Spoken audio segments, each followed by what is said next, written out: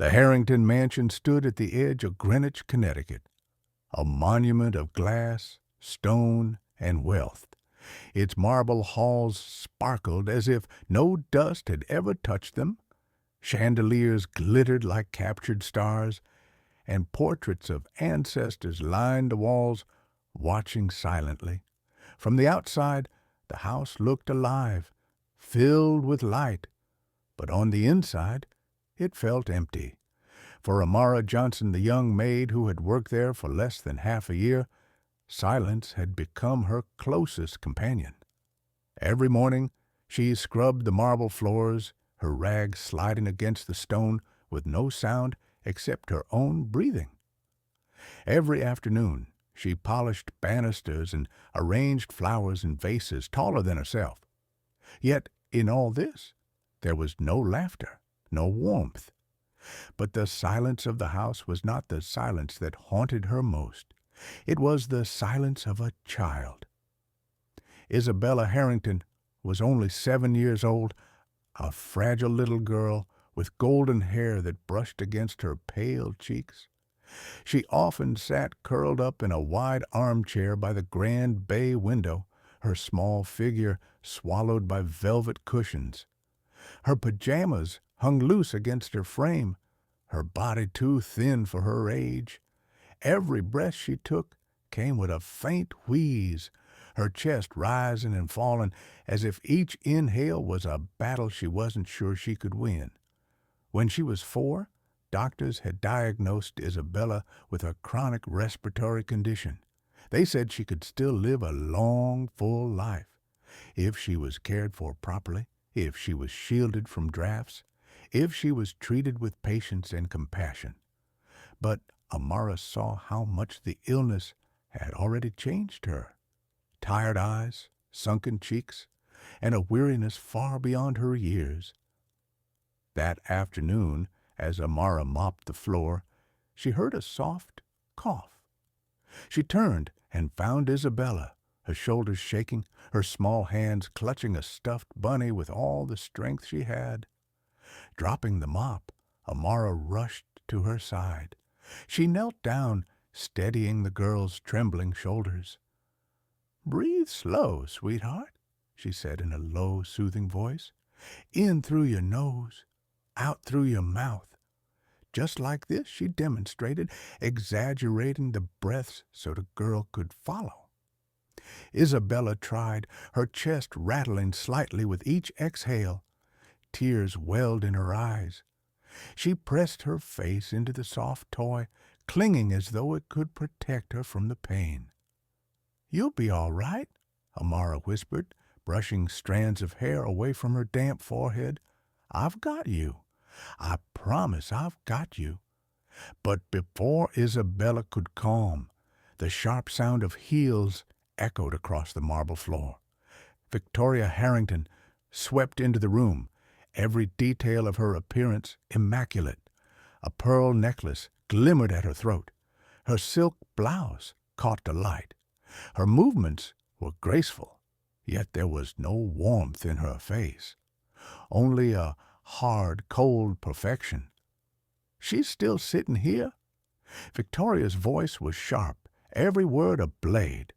Her eyes landed not on her daughter's trembling form, but on the maid kneeling beside her. "Amara, how many times must I tell you? Do not let her lounge in the living room when she looks like this. Guests notice. They start asking questions." Amara's chest tightened. She looked up nervously. "Ma'am," she was coughing. "I just wanted to help her calm down." "Help?" Victoria's lips curved into a cruel smile. "You're a maid. Stick to your cleaning. She doesn't need coddling. She needs discipline. If you keep treating her like porcelain, she'll never toughen up." The word struck like a whip, but the greater wound was carved across Isabella's face. The girl lowered her head, clutching the bunny closer, her eyes clouded with shame. Amara's heart clenched. Every instinct told her to speak, to defend the child, to cry out that compassion was not weakness. But before she could, Another voice broke the tension. "Victoria?" It was James Harrington, Isabella's father, standing in the doorway. His tailored jacket hung loosely, his tie undone. Exhaustion lined his features, but when he saw his daughter, his entire expression shifted. His eyes softened, and within seconds he was at her side. "What happened, my angel?" His voice was tender, trembling as he cupped his daughter's small hand. She was coughing," Amara answered softly. James glanced at her, and in his eyes Amara saw something she had never seen before. Gratitude. Then he turned back to his daughter, stroking her hair gently. "You don't have to hide it, Isabella." "Tell me when it hurts." Her little lips quivered. "Daddy, it hurts when I breathe sometimes." James's jaw tightened. He lifted her carefully into his arms, pressing her against his chest. His voice hardened as he turned to his wife. "I've told you before, Victoria. Her health comes before appearances. I don't care what the neighbors think." Victoria scoffed. "You're too soft on her. Always have been. No wonder she's so weak." "She's not weak," James snapped, his voice breaking with emotion. "She's stronger than either of us. And I will not let her believe otherwise." Amara stood frozen, her fists clenching inside her gloves. For the first time, she saw the line drawn clearly.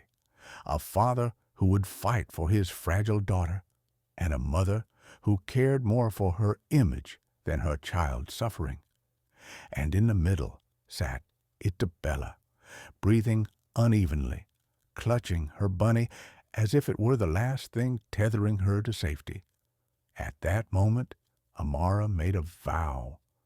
As long as she worked in this house, she would protect this child, no matter the cost. That night, the mansion felt colder than ever. Amara lay awake in her tiny servants' quarters, her mind replaying Isabella's coughs. Each sound seemed etched into her memory. She finally dozed off, only to wake again to the faintest sound through the thin walls. Soft, relentless coughing.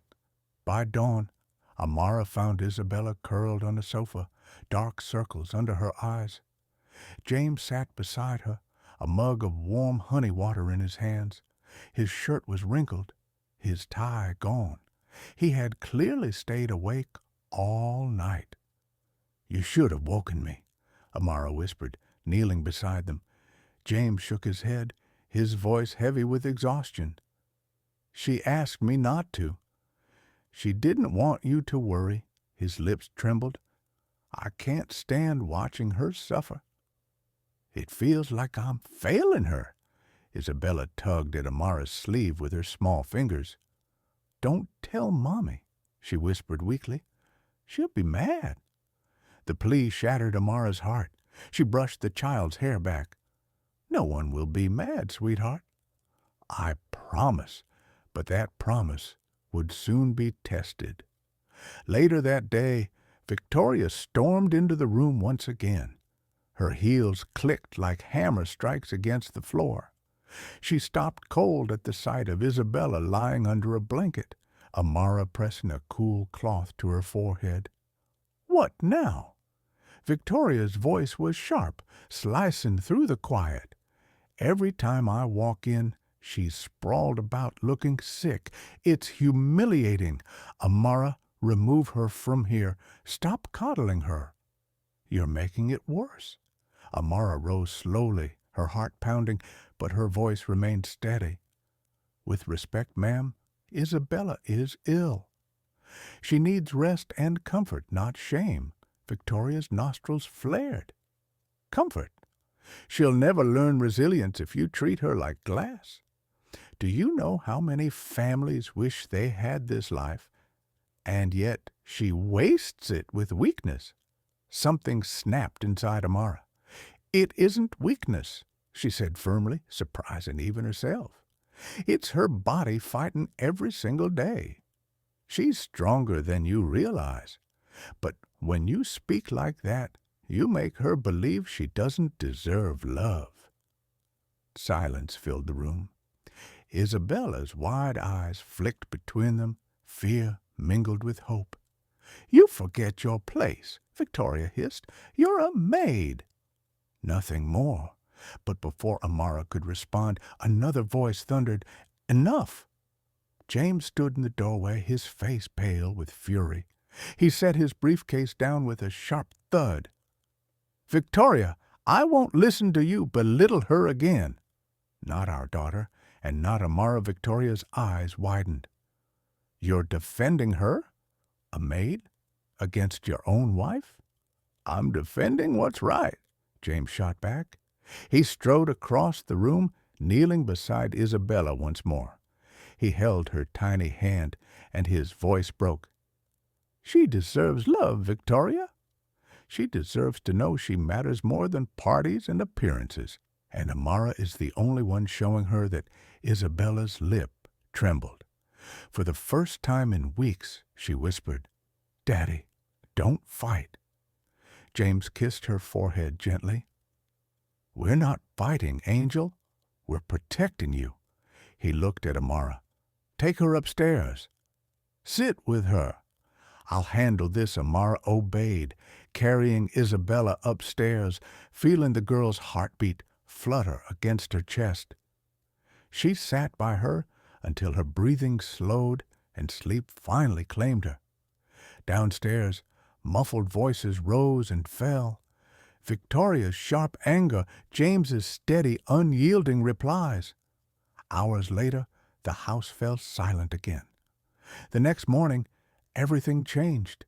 James entered the kitchen, where Amara was preparing tea for Isabella. His face was weary but resolute. "I've spoken with her doctors," he said. "We're getting Isabella the treatment she needs, no matter the cost." He paused, his voice faltering before he looked Amara in the eye. "And I want you here, not just as a maid, as someone I can trust with my daughter's life." Amara blinked, stunned. "Sir, I don't know what to say." A small voice came from the doorway. "Say yes." Isabella stood there in her pajamas, clutching her stuffed bunny. Her lips curved into a weak but genuine smile. "Please stay." Tears filled Amara's eyes. She knelt, pulling the girl into her arms. "I'll stay as long as you need me, sweetheart." "For as long as you want me." Behind them, James exhaled, his shoulders sagging with relief. For the first time in years, the Harrington mansion began to feel less like a prison and more like a home. That evening, Victoria's heels echoed one last time against the marble floors. Amara heard the sound of suitcases being dragged, followed by the slam of the front door. Upstairs, Isabella slept peacefully for the first time in weeks. James sat protectively by her bedside, and Amara's hand rested gently on hers. The perfect house, once cold and empty, had finally become a place of love